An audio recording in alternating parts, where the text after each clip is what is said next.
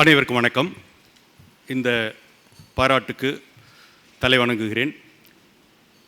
ஒரு சில மாதங்களுக்கு முன்பு படைப்பு ஜின்னா மூலமாக அறிமுகமானது.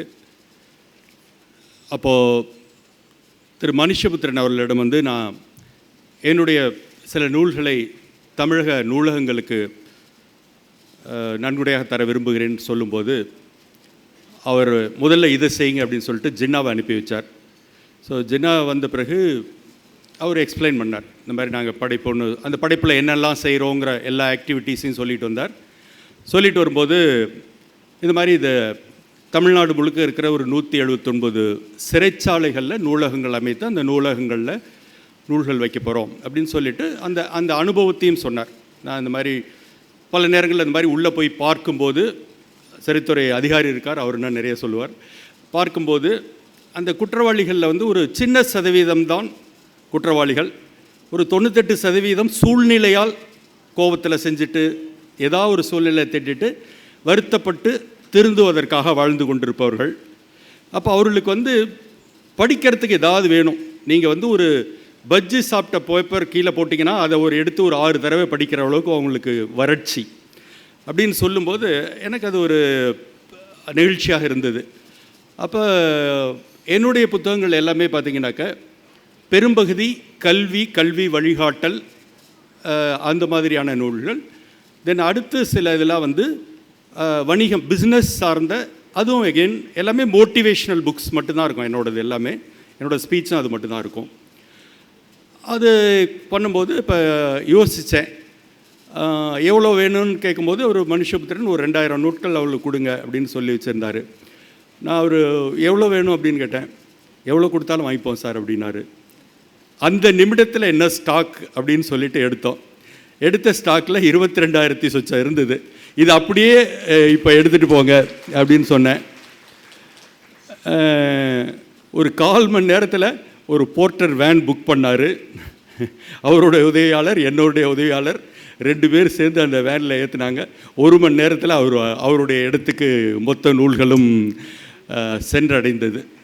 அப்போ அவர் அந்த பின்புலத்தை சொல்லி அதை நான் கொடுக்கணுன்றதுக்கு உந்துதலாக இருந்ததுக்கு இன்னொரு பின் நிகழ்வு ஒன்று இருக்குது.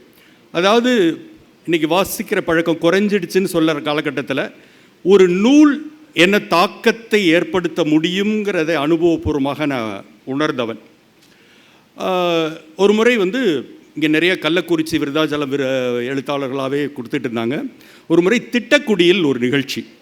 என்ன நிகழ்ச்சி அப்படின்னா, அந்த சுற்று வட்டாரத்தில் இருக்கிற பெண்கள் பள்ளிகளை, அந்த மாணவிகளை எல்லாம் அழைத்து அவர்களுக்கு கல்வி வழிகாட்டல் நிகழ்ச்சி. ஒரு 10க்கும் மேற்பட்ட அரசு பெண்கள் பள்ளிகளிலிருந்து மாணவிகள் வந்திருந்தாங்க. நான் சிறப்பு விருந்தினராக பேசிட்டு புறப்படுறதுக்காக கார் ஏற வரும்போது ஒரு இளைஞர், ஒரு வித்தியாசமான ஒரு கைலி, ஓரளவுக்கு கிழிந்த ஒரு பனியன் இந்த தோற்றத்தில் பக்கத்தில் நின்றுட்டு, அண்ணா நீங்கள் எத்தனை பேர் இருந்தால் பேசுவீங்கண்ணா அப்படின்னு கேட்டார். இது கேள்வி எனக்கு ஒரு வித்தியாசம். எத்தனை பேர் இருந்தாலும் பேசுவேன் அப்படின்னு. 4 பேருக்கு பேசுவீங்களா அண்ணா அப்படின்னார். பேசுவேன் தம்பி அப்படின்னு. என்னை தனியாக கூட்டிகிட்டு போய் எனக்கு காதில் விஷயத்த சொல்கிறாரு.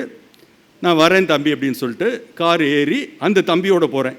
இந்த ஆர்கனைசர்லாம் பயப்படுறாங்க, என்னை யாராவது கடத்துகிறாங்களா, அல்ல நான் ஏதோ தப்பாக போகிறேனாங்கிற லெவலுக்கு யோசிக்கிறாங்க. நான் அவங்ககிட்ட என்னன்னு சொல்லலை. இந்த தம்பியோடு போகும்போது ஒரு ஏரிக்கரைக்கு கூப்பிட்டு போகிறார். அவர் சொன்ன விஷயம், காதில் சொன்ன விஷயம் என்னன்னாக்கா, ஒரு 4 இளைஞர்கள், இவங்கெல்லாம் படித்து விட்டு வேலை இல்லாமல் பல இன்டர்வியூ அட்டன் பண்ணி விரக்தி நிலைக்கு போயிட்டு இப்போ தீவிரவாத திசையில் பயணிக்கிறதுக்கு கிட்டத்தட்ட தயாராக இருக்காங்க. அவர்களை அதற்கு பிரெயின் வாஷ் பண்ணுறதுக்கு அது ஒருத்தர் செஞ்சிகிட்டு இருக்காங்க. ஸோ இவங்ககிட்ட நீங்கள் பேச முடியுமா அப்படின்னு கேட்டார். போனேன். எனக்கு அது வித்தியாசமான அனுபவமாக இருந்தது. அப்போ போயிட்டு அந்த 4 பேர் உட்காரும்போது 4 பேர் முதல்ல ரிசீவிங் மூட்லேயே இல்லை. எல்லாம் தெரியும், உங்களை மாதிரி ஆளுங்கெல்லாம் சொல்லுவீங்க, எங்களுக்கு தான் தெரியும், நான் எத்தனை அட்டர் பண்ணேன், எங்கே என்ன ஆச்சு தெரியுமா, எல்லாம் ரெக்கமெண்டேஷனில் தான் தரானுங்க, எல்லாம் இப்படியான அவர்களுடைய கருத்துக்கள் எல்லாத்தையும் சொல்ல முடிக்கிற வரை கேட்டுக்கிட்டு இருந்துட்டு, எனக்கு ஒரு பொதுவாக ஒரு பழக்கம் என்னென்னா, இந்த மாதிரி போகும்போது கையில் என்னுடைய நூல்களையும் எடுத்துகிட்டு போகிறது வழக்கம். அப்போ அதில் அவங்களுக்கு ரெலவெண்ட்டான ஒரு நூல் இருந்தது, வேலை உங்களுக்கே அப்படின்னு சொல்லி. விகடன் குழுமத்தில் ஜூனியர் போஸ்ட்னு ஒரு பத்திரிகை ஒரு காலத்தில் வந்தது, டேப்லாய்டு. அந்த பத்திரிகையில் நான் எழுதின தொடர்.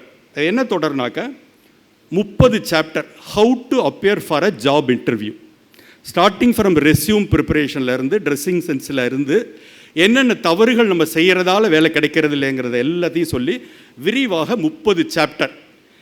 இந்த நூலை ஆளுக்கு ஒரு கையில் கொடுத்துட்டு, இல்லை தம்பி அந்த மாதிரி நீங்கள் நம்பிக்கையை இழக்கக்கூடாது, பல நேரங்களில் நீங்கள் சிஸ்டத்தை குறை சொல்கிறீங்க, எல்லாத்தையும் சொல்கிறீங்க, அதெல்லாம் ஒத்துக்கிறேன். அதே நேரத்தில் லேசாக நம்மக்கிட்டையும் ஏதாவது குறை இருக்கா, அதனால் வேலை கிடைக்கலையாங்கிறதையும் கொஞ்சம் அனலைஸ் பண்ணி பார்த்துட்டிங்கன்னா வேலை கிடைக்க வாய்ப்பு இருக்குதுன்னு சொல்லிவிட்டு இந்த நாளுக்குள்ளேயும் படின்னு கொடுத்துட்டு வந்துட்டேன். அந்த நிகழ்வு முடிந்து போச்சு. திரும்ப 1.5 வருடம் கழித்து பக்கத்திலே பெண்ணாடமில் ஒரு நிகழ்ச்சிக்கு இதே மாதிரி ஒரு அரசு பள்ளி சார்ந்த ஒரு நிகழ்ச்சி கூப்பிட்டுருந்தாங்க. நிகழ்ச்சியெல்லாம் முடிஞ்சது. ஒரு ஸ்டேஜில் ஒரு 4 பேர் உங்களை பார்க்கணுன்னு நிற்கிறாங்கன்னு பார்த்தேன். அந்த கிழிந்த பனியன் கைலியில் இருந்த அந்த 4 பேரும் அவர்கள்னு எனக்கே தெரியல, டிப்டாப்பாக நல்ல ஒரு டக்குன் பண்ண பேண்ட் ஷர்ட்டில் வந்து பக்கத்தில் நின்றுட்டு, அண்ணா நீங்கள் அந்த புக்கு கொடுத்துட்டு போனீங்க, படித்தோம். அதுக்கு பிறகு ஒரு 4வது 5வது இன்டர்வியூலேயே எங்களுக்கு வந்து வேலை கிடைச்சிடுச்சு வந்து. ஸோ அப்போ தான் தெரிஞ்சுது, நாங்கள் இதெல்லாம் சரி பண்ணிக்கல, நாங்கள் இதெல்லாம் சரி பண்ணியிருந்தா கிடச்சிருக்குன்னு சொல்லிச்சு. இன்றைக்கி நல்ல நிலையில் இருக்கோம்னு நினச்சாங்க. எனக்கு வந்து ஒரு நூல் நம்ம கண் முன்னால் ஒரு 4 பேரை தீவிரவாதிகள் இல்லாமல் செய்ய முடியும் அப்படின்னாக்க புத்தகத்தினுடைய வலிமை இது. அப்போ இந்த அத்தனை புத்தகங்களும் சிறைச்சாலுக்கு தான் போய் சேரணும் அப்படிங்கிறத முடிவெடுத்து அந்த நிமிடத்திலேயே பண்ண ஒரு இன்ஸ்டன்ட் செயல்தானே தவிர எந்த சிந்தனை, எந்த திட்டம், எந்த நோக்கம் எதுவும் கிடையாது. உண்மையிலே எனக்கு வந்து மிகப்பெரிய மனநிறைவு, மிகப்பெரிய மகிழ்வு. அன்றிலிருந்து ஒரு நல்ல அமைப்போடு இணைந்து பணியாற்றும் வாய்ப்பும் எனக்கு கிடைத்ததுங்கிறதுக்காக திரு ஜின்னா, திரு சலீம் அண்ட் ராஜா 3 பேருக்கும் என்னுடைய பாராட்டுகளையும் வாழ்த்துக்களையும் தெரிவித்துக் கொண்டு விடைபெறுகிறேன். நன்றி, வணக்கம்.